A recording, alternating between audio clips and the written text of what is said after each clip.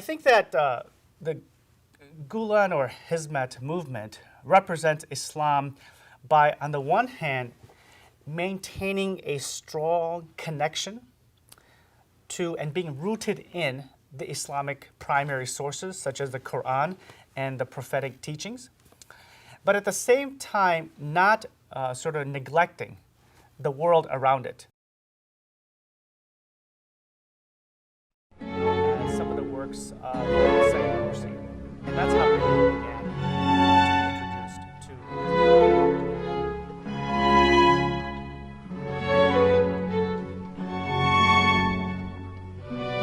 My general views of the Hizmet movement is that it is one of the leading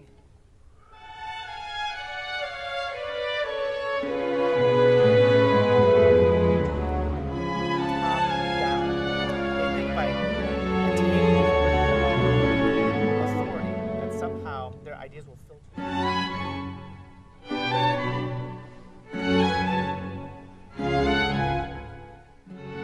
My name is Azam Nizamuddin.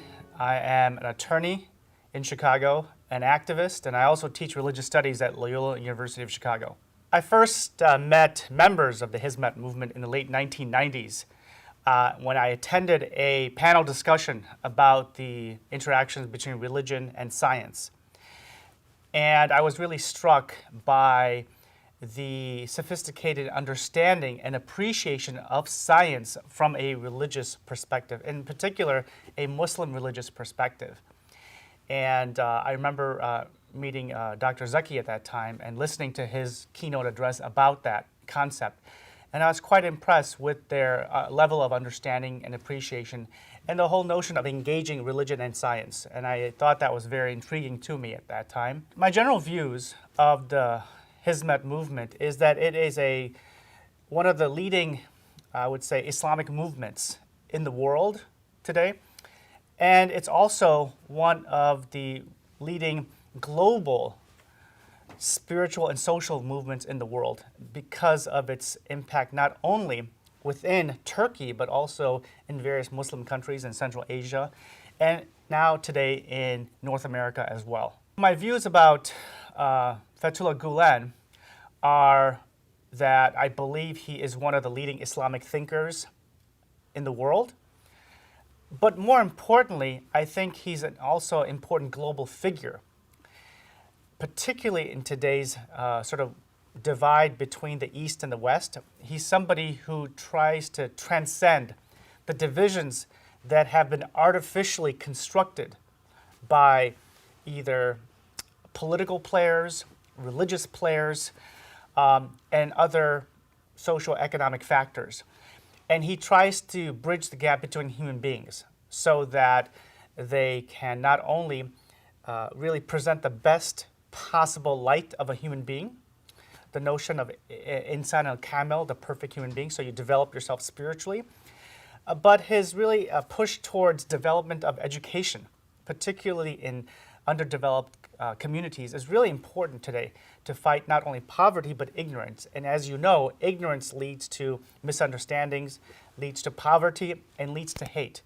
And his push towards a better educated society, I think, is really very, very significant. I think that the Gülen or Hizmet movement represents Islam by, on the one hand, maintaining a strong connection to and being rooted in the Islamic primary sources, such as the Quran and the prophetic teachings, but at the same time, not sort of neglecting the world around it. So there are, unfortunately, many other movements around the globe, Muslim movements around the globe, which sort of have decided that they don't want to have anything to do with the West. They don't want to have anything to do with modernity, or in some instances reject modernity and the West. And I think that Fethullah Gülen promotes Islamic values, Islamic teachings, without necessarily rejecting the world and rejecting the West. And I think that's a very important, and it's really an innovative development of the past 100 years of Islamic thinkers. I think my view about Hizmet and other organizations involved in interfaith and interreligious dialogue is one that is a very necessary engagement in today's reality. We are no longer living in the Darul Islam versus the Darul Harb dichotomy anymore. I mean, some people may still think we are, but generally we are not. There are Muslims in almost every single country. Many of them are as minorities, religious minorities, like in Australia or in sub-Saharan Africa, and of course in Europe and North America. On the other hand, you have Christian and Jewish communities in the Muslim world, in the Middle East, in South Asia, in North Africa, and in Indonesia and Malaysia, for example. And in those scenarios, you have to be able to have positive engagement with other religious communities. In fact, we know from our own tradition that the Prophet Muhammad, peace be upon him, had engaged with religious minorities. In fact, we know that the Christians of Najran, for example, visited him at the mosque and stayed in the masjid and prayed in the masjid in Medina. And they had positive interaction, they disputed, they argued, but nevertheless, after 3 days, they departed on positive relations and left. That, to me, is the prophetic model that Fethullah Gülen and the Hizmet movement also want to follow, which is positive engagement. Secondly, I think it's important to understand for Muslims that religion, despite what certain people have argued in Europe, has not gone away. In particular, in the United States, religion plays a central role. So even, for example, when legislatures at the state and federal level begin any opening session, they begin with prayer. Whenever a terrible incident, a tragedy occurs, religious notables will appear at ceremonies immediately to bless or to offer prayers. Muslims need to be at those events, and they need to be front and center to show that they're also involved. So if you are not engaged with your fellow Catholics, your fellow Protestants, with your fellow Jews and others, then you're going to be isolated, and ultimately you're going to be ignored. And Islam has never been a religion that was ignored and that did not participate in the world, and particularly in the events of the world. And I think Fethullah Gülen and the Hizmet movement understand that, and that's why they're willing to take those risks, because in some instances it involves risks. But to do that, you have to be positive, and you have to have confidence in your capabilities and in your knowledge of your religion. And I think that's what Fethullah Gülen provides. What I think about the development of the schools and the educational program of Hizmet is that it is really, I think, an integral part of not only the movement itself, but also in terms of how a religious movement can be successful. In other words, many Islamic movements make the mistake by trying to work from the top down. They think by attaining political authority that somehow their ideas will filter to the bottom, almost in a trickle-down effect. But that really has not been a very successful program. It has never worked in any society. We can see that in Pakistan, we can see that in Egypt. But rather, if you have a program where people are educated from the roots, from the ground level, you can inspire and educate those people then to develop into significant players in the world scene, particularly as teachers, as educators, as journalists, and other professionals. And that, I think, has been a strength of the Hizmet movement.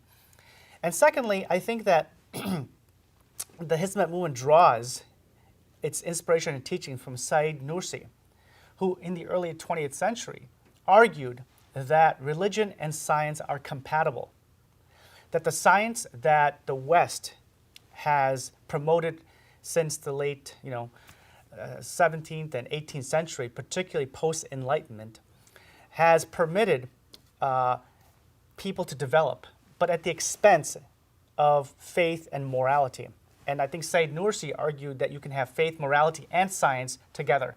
And I think the Hizmet movement, and in particular Fethullah Gülen, draws from those teachings and has then engaged in a very positive aspects in promoting education, so that he promotes these schools which produce students who excel in math, who excel in science, and who even will excel in other subjects, particularly in social sciences and humanities.